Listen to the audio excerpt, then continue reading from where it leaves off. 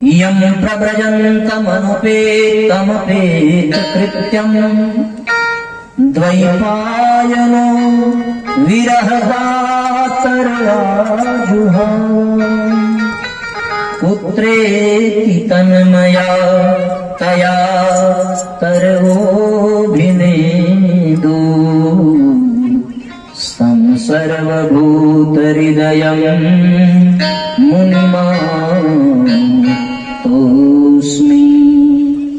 यं प्रव्रजन्तमनुपेतमपेत कृत्यम्, अर्थात वो जो सदैव परव्रज्या पर हो, जो एक घड़ी से अधिक कहीं रुके ना, और वो एक घड़ी उतनी जितनी देर में गाय को दूहा जाता है उससे अधिक समय में कहीं रुकने न वाला, ऐसी परव्रज्या जो जन्म लेते ही अपने मां की गोद से बाहर आया तुरंत संन्यास, मनुपेतम पेत कृत्यम, जिसको किसी संस्कार की आवश्यकता नहीं है, न पुंसवन की, न मुंडन की, न विद्यारंभ की, न अन्नप्राशन की, न नामकरण की, जो स्वयं ब्रह्म ही है, व्यास जी के पत्नी के गर्भ में आया, उसको किसी संस्कार की आवश्यकता नहीं, जन्म लेते ही चल पड़ा संन्यास धर्म की ओर। व्यास जी पीछे पीछे हा पुत्र कहते हुए कि रुक जाओ, संस्कार तो करा लो, नाम छेदन तो करा लो, कुछ तो संस्कार। उन्होंने सोचा यदि एक बार रुक गया तो फिर पितृ ऋण और मातृ ऋण से बंध जाऊंगा, तो जा नहीं सकता। फिर तन्मयतया तरवो भिनेदु, तन्मय होकर के, स्वयं नहीं, वृक्षों से कहा, वृक्षों से कहलाया, वन के वृक्षों से। स्वयं बोल देते तो फिर ऋणी हो जाते। आप किसी से एक बार बोल करके तो देखो, फिर बार बार बोलने पर विवश हो जाओगे। किसी की ओर दृष्टि देना, इसका मतलब उसका ऋणी होना। किसी की ओर अपने मुख का शब्द देना, इसका मतलब उसका ऋणी हो जाना। आप अपने रास्ते पर जाओ, किसी से देखो ना, किसी से बात ना करो, तो आपका उसके ऊपर कोई ऋण नहीं होगा।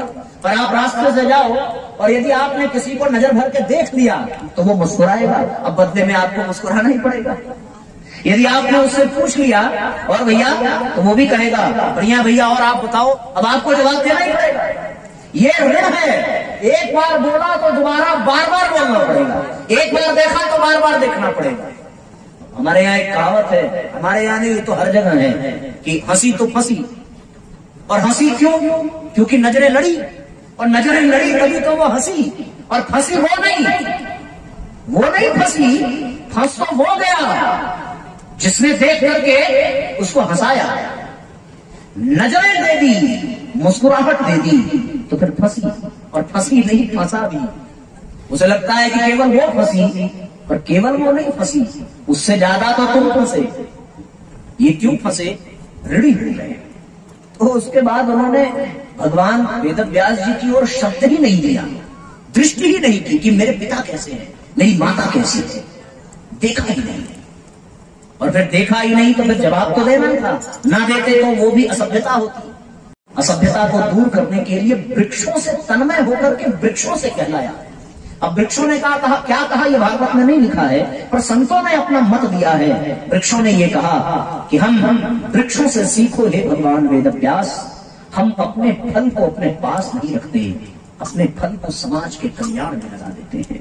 ये पुत्र तुम्हारा फल है, ये पुत्र तुम्हारा फल है, इसे अपने पास रखोगे, सड़ाओगे क्या?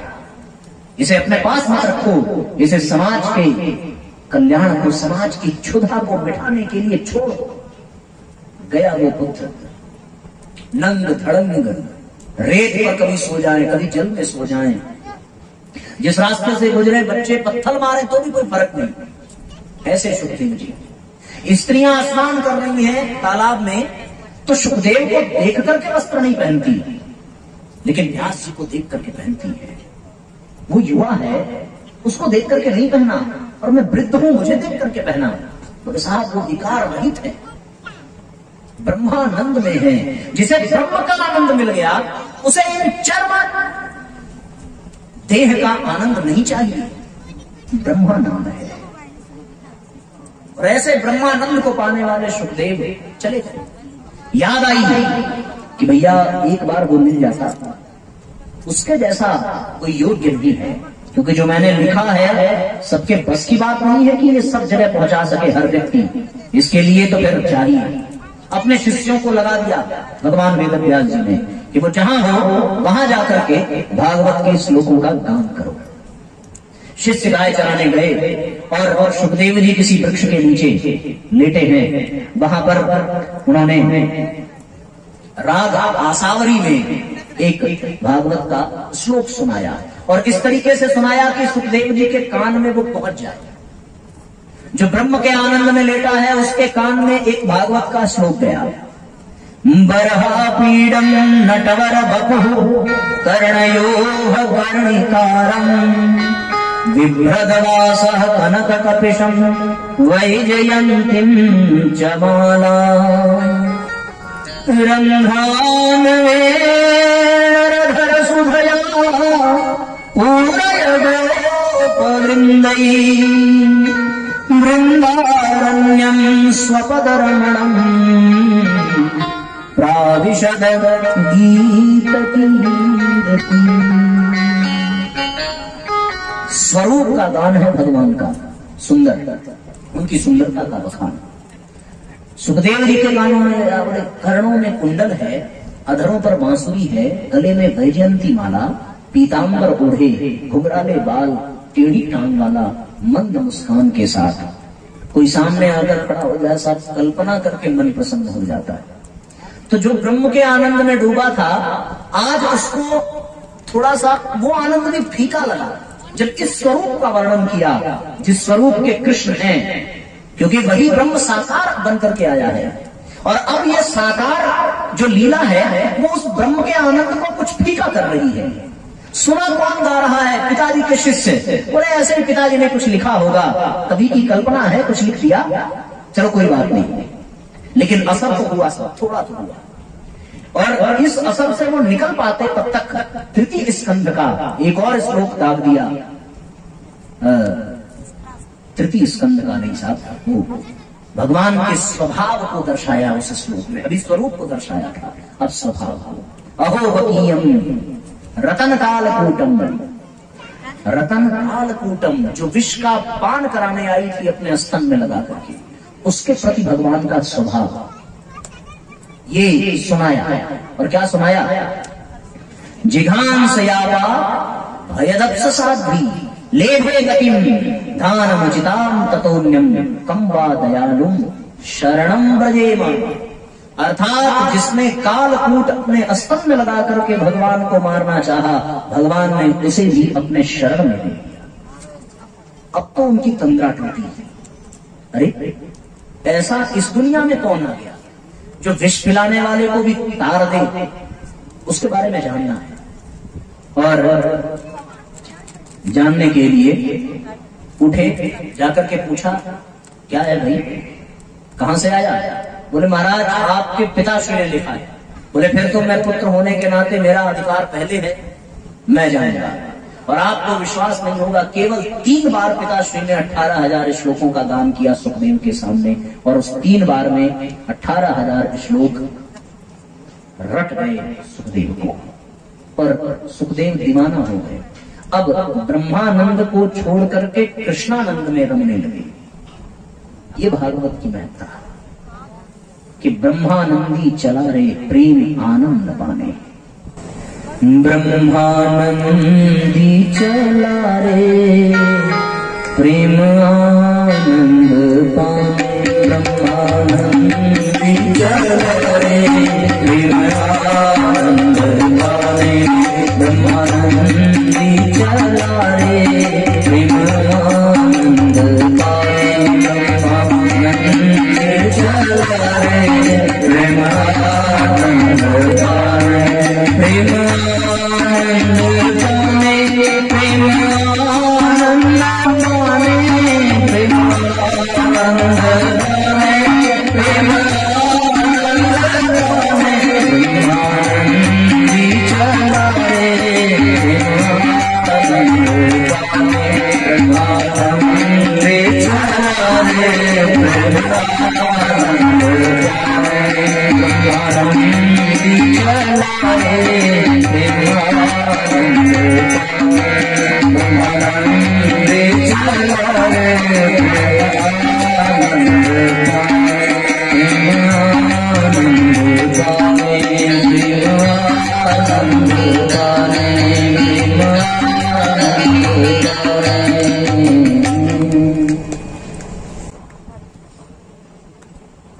जिसका अभी ध्यान करते थे, अब चले उसका गुण गाने।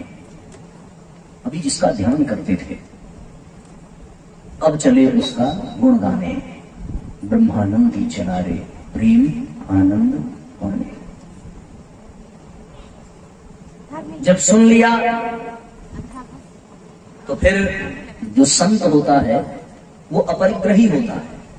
कुछ मिल जाए तो वो बांटता है। गुरुजी के पास लोग जाते थे कुछ लेकर के, गुरुजी कहाँ अपने पास रखते थे।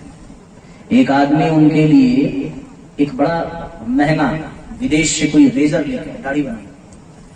गुरुजी मैं विदेश रहता हूँ और सुना है आप प्रतिदिन दाढ़ी बनाते हो, तो मैं आपके लिए ये नया रेजर। अब वो दर्शन करके वापस आ गए। अगले दिन जब वो फिर से जाने लगे तो कुछ लोग लौटते भी तो है दर्शन करके। देखा उनका वाला रेजर जो उन्होंने दिया था वो लौटते हुए एक व्यक्ति के हाथ में। बड़ा मन दुखी हुआ कि साहब हमारी दी हुई चीज किसी और को दे दी। गए पूछा, गुरुदेव मैं आपसे नाराज हूं। गुरुजी ने कहा बेटे जरूर, क्यों नाराज हो? आपको मैंने अपने लिए दिया था, आपने किसी और को दे दिया। बेटा तुम अमीर हो, तुम्हारी औकात है इस तरह के रेजर यूज करने की। मैं तो साधारण गृहस्थी हूं, मैं इसका इस्तेमाल करने लायक नहीं। जितना पैसा तुमने इसमें लगाया है, इतने पैसे का यदि मेरा साहित्य खरीद करके वितरित किया होता तो फिर मेरे विचार इतने लोगों तक पहुंचते, तब मुझे ज्यादा प्रसन्नता होती। उस दिन उस व्यक्ति को समझ में आया कि ये जो हमारा गुरु है ये तो बड़ा फकीर किस्म का इंसान है। जैसे फकीरी मिल जाए उसे अमीरी रास नहीं आती, तो अपरिग्रह किस्म की बात हो गए सुखदेव जी। पर अब मन में ये आया कि इसे बांटना चाहिए और बांटने के लिए कुछ करना पड़ेगा। पचा लिया, पचाने के बाद अब फिर से परोसने की तैयारी। तो फिर महाराज परीक्षित का प्रसंग आता है और अच्छा अभी चलने दो, मैं 8 बज गया, 8 बज गया मतलब 8 o'clock। तो जैसा क्यों भाई। और आप लोगों को मैं ये कहूंगा कि थोड़ा श्रोताओं की संख्या बढ़ाओ। यद्यपि हमारे आनंद में कोई कमी नहीं, हमारे लिए ना बढ़ाओ, अपने लिए बढ़ाओ। हमें तो कोई एक अच्छा मिल जाए, कोई एक अच्छा मिल जाए, हमारा तो काम उसी से हो जाता है। उसी एक की तलाश रहती है। मैं आपको सत्य बता रहा हूं, हम लोग कौन सा जिला था याद नहीं आ रहा है, गाजीपुर के पास कोई स्थान था, जिला आजमगढ़ ही था। वहां पर गए थे भागवत कहने। पूरे श्रोताओं के मध्य में केवल एक छोटी सी बच्ची थी। आप विश्वास नहीं करोगे साहब, वो बच्ची एकदम समय से 4 बजे बैठती थी सुनने के लिए और ठीक 8 बजे उठती थी। हमारी नजरें उसी को ढूंढती थी। वो एकदम सामने बैठती और मैं पूरी कथा उसी एक बच्ची को देख करके सुनाता था। तो ये संख्या इसलिए न बढ़ाओ कि हमें को ये सुविधा है, हमें तो इसमें ज्यादा आनंद है। पर साहब मैं तो भगवान से ये प्रार्थना करता हूं कि हमें कभी कोई बड़ा कथावाचक न बनाने, क्योंकि यदि बड़ा कथावाचक बन गया तो फिर उनका क्या होगा जो बड़ी कथाएं नहीं करा सकते। उनके बीच में जो आनंद है वो बड़ी कथाओं में नहीं है। बड़ी कथाओं में साहब प्रवचन होता है, लेकिन आनंद वक्ता को कैसे आता है? पास पास बैठने पे कोई एक श्रोता शानदार मिल जाए। श्रोता भी कई तरह के होते हैं। अभी पिछली कथा में पहली बार इस प्रसंग की चर्चा की। एक श्रोता होता है मक्खी के जैसा, मक्खी के जैसा, कभी यहां बैठेगा, कभी वहां बैठेगा, कभी वहां बैठेगा। और मक्खी की विशेषता है कि वो अच्छी जगह बैठती नहीं है, गंदगी की जगह बैठती है। मतलब वो अगर सुनने आ भी गया तो केवल कमी दिखेगा। तो संगीत वालों ने बढ़िया गाया नहीं, बड़ा बेकार सुर था। जो कथावाचक आए थे उनसे अच्छा तो हम बुला लेते, हमें एक बार कहा तो होता। व्यवस्था अच्छी नहीं है, साउंड सिस्टम बड़ा खराब, ऐसा है नहीं। ये तो मैं ऐसे कह रहा हूं, बात बात में जनरेटर जवाब दे देता है, तो वो कमी देखने आते हैं। सब ऐसे श्रोता मक्खी के तरीके से होते हैं, उनका एक जगह तो स्थिर रहना, वो केवल गलती देखने आएंगे, वही आएंगे, दूर से देखेंगे, कभी उधर, और फिर देख दाख करके। कथा से मतलब नहीं है, कथा की व्यवस्था से मतलब होता है। तो एक और श्रोता होता है जो मक्खी की तरह नहीं, मधुमक्खी के तरीके से होता है। मधुमक्खी गंदगी पर नहीं बैठती, मधुमक्खी सुगंध पर बैठती है, पुष्प पर बैठती है, और वहां से वो रस लेती है, रस। पर उसके साथ एक दिक्कत यह है कि उस रस को वो स्वयं नहीं ले पाती, उस रस से वो शहद बनाती है, लेकिन उसकी शहद को कोई और ले जाता है, कोई और। एक ऐसे भी श्रोता होते हैं जो आते हैं, सुनते हैं, कथा में से कुछ पाते हैं, पर उसको अपने जीवन में नहीं उतार पाते, बल्कि दूसरों को सुना देते हैं, और उनके द्वारा सुनाने पर उसको लाभ मिल जाता है। मधुमक्खी गंदगी पर तो नहीं बैठती है, तो वो रस पर उसका रस दूसरों के काम आता है, उसके काम नहीं आता। ऐसे में आयोजक अधिकतम होते हैं। आयोजक, मैं पहला आयोजक देख रहा हूं जो बैठ करके शांति से सुन रहे हैं, वरना आयोजक तो परेशान ही रहते हैं व्यवस्था बनाने में। कोई आगंतुक आ गया, कोई मेहमान आ गया, उसको बिठाना, व्यवस्था करना, ये इसी में उलझा रहता है बेचारा, मधुमक्खी जैसा। और एक तीसरा श्रोता होता है भृंग जैसा, भंवरे जैसा। भंवरा बैठता है फूल पर मधुमक्खी के तरीके से, रस लेता है, पर वो शहद बना करके दूसरों को नहीं लेने देता, वो खुद उस रस का पान करता है, उसको लाभ मिलता है उस रस का, बड़ा आनंद आता है उसको। लेकिन उसके साथ भी एक दिक्कत है, उसके साथ दिक्कत यह है कि उसका किसी एक फूल के साथ कमिटमेंट नहीं है, वो किसी एक फूल का आशिक नहीं है, वो दर दर का आशिक है, कभी इस कमल पर, कभी उस कमल पर, कभी उस कमल पर। ये दशा हमारी है, कभी इस वक्ता के पास, कभी उस वक्ता के पास, कभी इनकी तुलना उनसे, कभी राम के पास, कभी कृष्ण के पास, कभी शिव के पास, कभी गायत्री के पास। कोई एक जगह उसकी निष्ठा टिकी नहीं है। ऐसे श्रोताओं को भृंग कहते हैं। लेकिन एक अंतिम स्तर का श्रोता होता है, उसको साथ जातक कहते हैं, चकोर।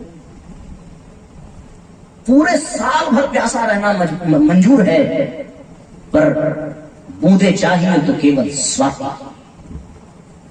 केवल स्वाति की बूंद के लिए वो पूरे साल टकटकी लगा करके देखता रहता है बादलों की ओर। हजारों बादल आते हैं, हजारों बादल आते हैं, कथा कहने हजारों वक्ता आते हैं। कुछ बादल आते हैं केवल गरज करके चले जाते हैं, कुछ वक्ता आते हैं केवल गरज करके चले जाते हैं। कुछ बादल बरसते भी हैं, उसी तरह कुछ वक्ता बरसते भी हैं, बरसाते भी हैं, लेकिन उनमें स्वाति की बूंद ना हो तो भी वो चकोर तृप्त नहीं होता। उसको तो तब तृप्ति मिलेगी जब स्वाति की बूंदें हों। उसी तरीके से उस श्रोता को भी तब तृप्ति मिलती है जब उसको ब्रह्म रस प्राप्त हो जाए। कोई ऐसा श्रोता मिल जाए जो बिल्कुल चकोर जैसा हो। अब आप सोचो कि आप मक्खी हो कि मधुमक्खी हो कि भंवरा हो कि चकोर हो, ये आपकी मर्जी। आप कैसे हो? जो एक बार यहां उठे बैठे और फिर इधर उधर टहल करके आवे, वो तो फिर साहब मक्खी, मधुमक्खी और भंवरा जैसा ही है।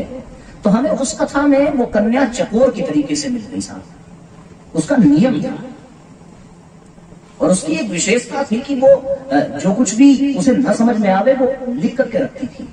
और मेरे व्यासपीठ पर जाने से पहले वो व्यासपीठ पर लोग रुपया पैसा पुष्प चढ़ाते थे, वो अपने प्रश्न चढ़ाती थी।